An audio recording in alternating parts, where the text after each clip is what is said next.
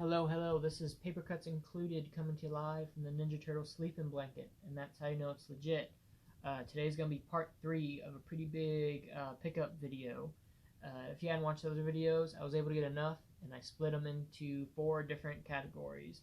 And like the first video was random one-offs, the second one was 1 or 2 one-offs, like series, and we reviewed The Walking Dead in it too, the issue number 1, The Walking Dead.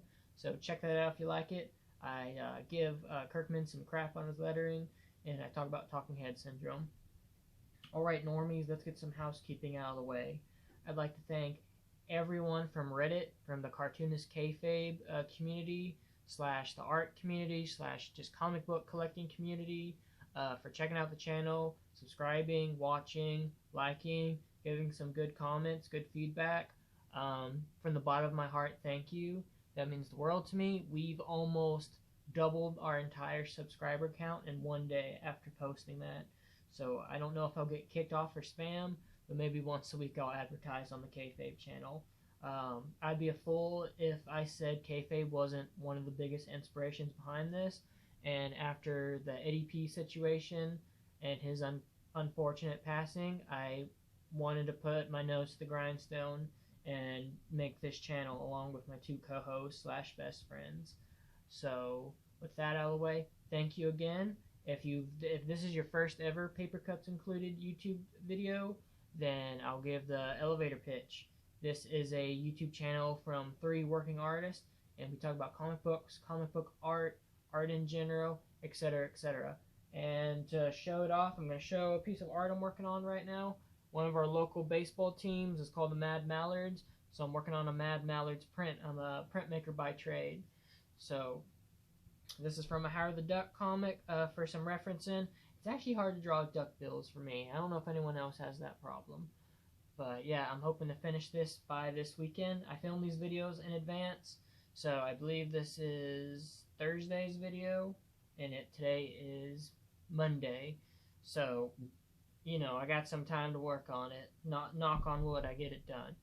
But I guess housekeeping's done. Let's actually get to the books. And today's theme is Ninja Turtle ripoffs slash clones. Let me pile them out over here. I love these types of books. When I find them, I usually buy them if they're well priced. Some people try to charge an arm and a leg for them because they think it's Ninja Turtle related. So if you don't know, you probably all know if you weren't living under a rock, but this global phenomenon called Teenage Mutant Ninja Turtles, anyone who's anyone tried to get on the pie. So you saw, you know, for every Ninja Turtle book that came out that month, you might have 100 of gorilla groundhogs or adolescent radioactive black belt hamsters. And some of these were fun little parodies, and some were really serious and tried to take on the Ninja Turtles. None of them succeeded. Like, you know, adolescent radioactive, I'm just going to call it hamsters. Screw it. Hamsters actually made quite a few issues, and these are the only 2 issues of Gorilla Groundhog I have ever seen / think exist. So I got the whole series, so maybe I'll do a whole episode on it. Probably not, though. But like I said, I love collecting these. They're fun, and they're great for a little miscellaneous section. And I'll show off a part of my minor collection of it. This isn't all of it, but here's some highlights. We got Bushido Blade of Zatachi Walrus. I love this. I got this in an indie lot. Probably the most successful, or one of the most successful of the Ninja Turtle clones, that being Dinosaurs for Hire. This is the Malibu run. I believe it started at Eternity Comics, and I don't know how it went to Malibu, but if you're a gamer, they made a Sega game of it, and I believe this is the cover of the Sega game. I am not gonna flip open this book because it is just boobies and babes, and I don't want to get demonetized that fast. So I have a couple of the Malibu. I actually have a trade from Eternity. I can't find it to save my life. It's driving me crazy.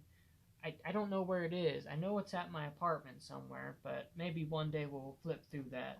And here's some more adolescent radioactive black belt hamsters with full-on wraparound covers like Ninja Turtles does. And this one's an actual 3D, which I need to get a pair of 3D glasses and see how it looks.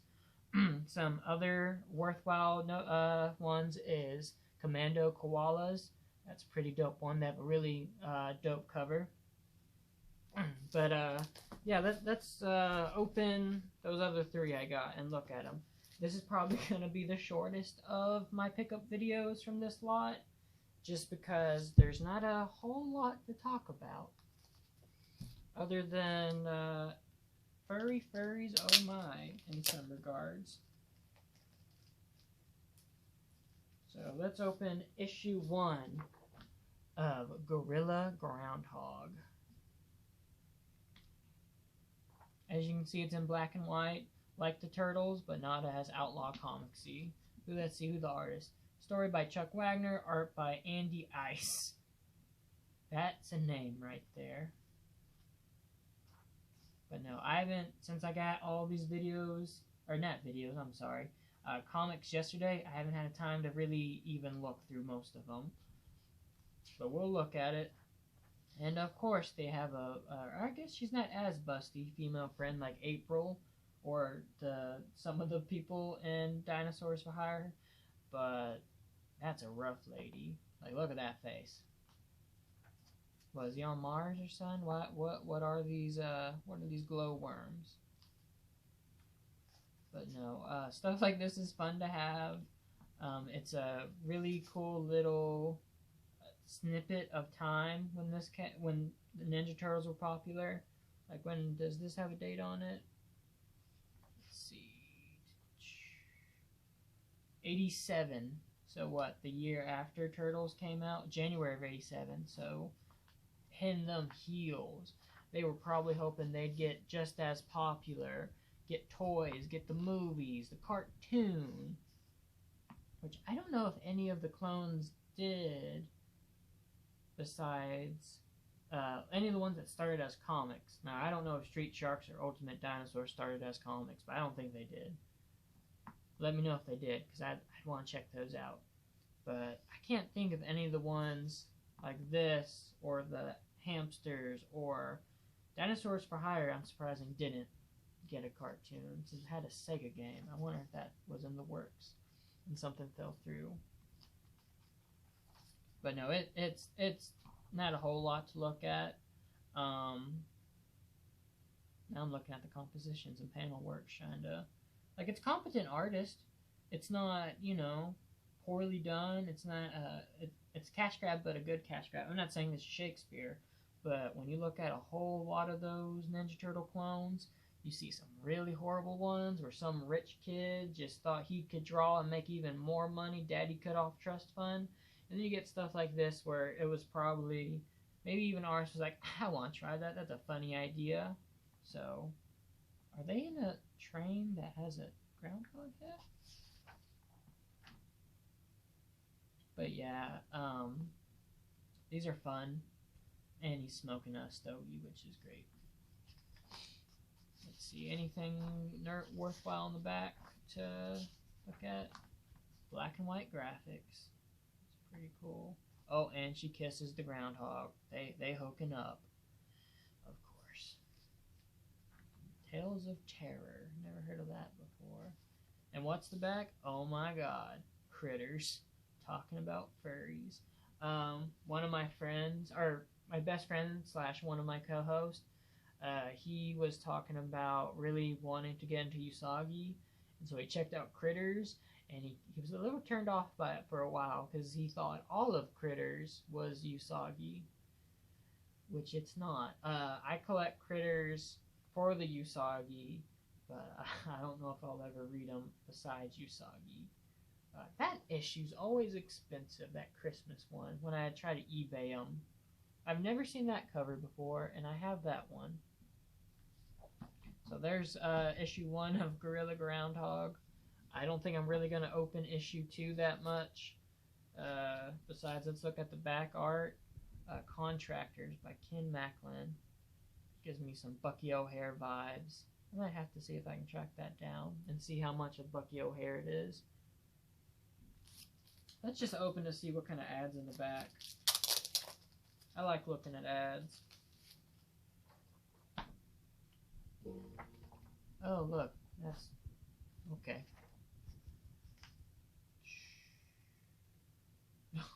An exciting new anthology comic. First issue features the adolescent radioactive black belt hamsters. First ever appearance. You know, I heard if you get that, it's a $3 book.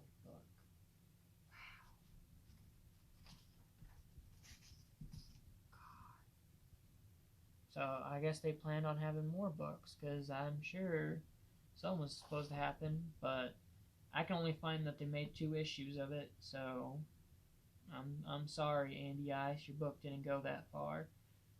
Pretty cool covers, though, I'll admit. Cool cover art. This one definitely, for number 1, I think that's a successful issue, number 1. You always want your number 1 issue to pull in the audience, get them hooked. And I guess that's all cover art, but especially on your number 1. I feel like if your number 1's flat on arrival, that kind of tells you how the series is going to be without reading it. Like that's a good issue too.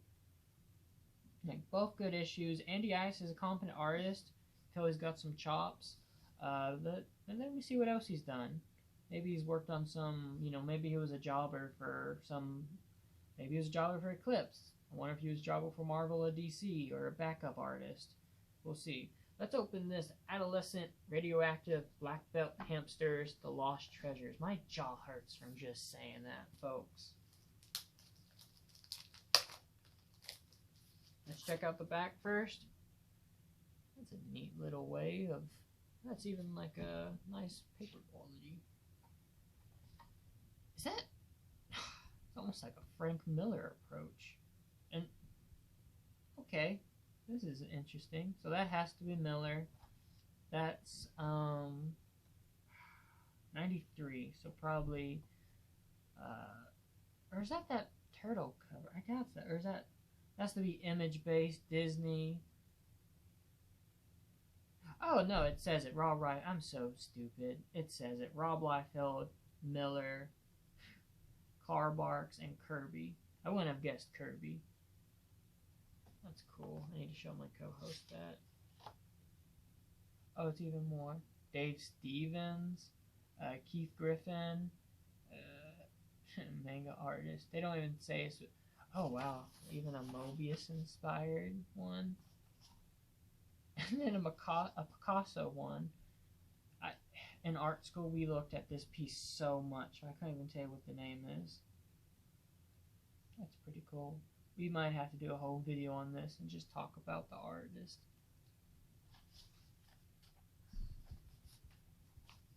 I don't know anything about these hamsters, even though this is my 3rd issue of them. Maybe since I'm getting enough, we could do a whole episode on them now. That might be cool. Maybe try to see if I can get 3D glasses set up, so then you can see it in 3D. Is that Morrissey? Not in my house. This is a Morrissey safe space. Some of these are almost like him. Is almost like one of those biker mice from Mars.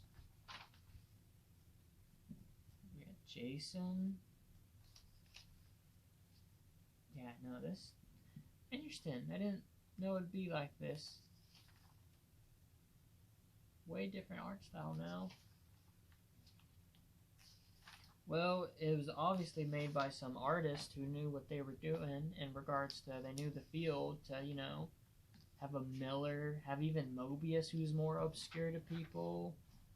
So, kudos for them. There was a team who must have... Oh my god. Yep, now we're getting into furry territory. Pummeler, $20.99 with a $sign. Yep, okay. Yeah. Is that Magnolia right there? On that comics interview? That's dope as hell. Yeah, no, okay. That last ad left a sour taste in my mouth. That's one of the few bad things about collecting these books is people might think you're a furry. And I'm not hating on furries out there. Do what you do, boo. But I'm not. And as a quiet white guy in the art community, sometimes people think I shouldn't say think.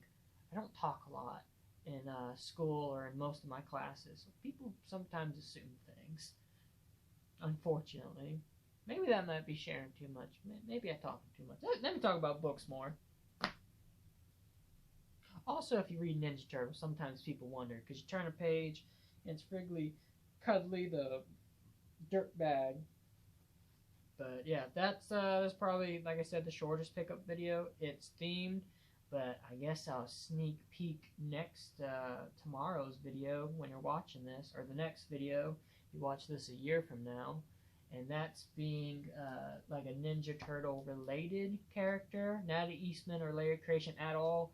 Its own independent. It's one of the longest, or maybe the longest, independently owned book of all time / character. If you can guess it, put in the comments, and if you get it right, I'll shoot you a little response. Let's see, give you 5 seconds. 1, 2, 3, 4, 5. Cerebus. And hopefully you normies can contain yourself, because next episode we're going to do a whole little mini Cerebus look through. Not this book though. I don't think I can show the insides of this book on YouTube. But we'll talk about Cerebus and talk about some of the problems that I have with Dave Sims. Alright, I guess I'll send you on some marching orders, and I'll get out of here. Make more art.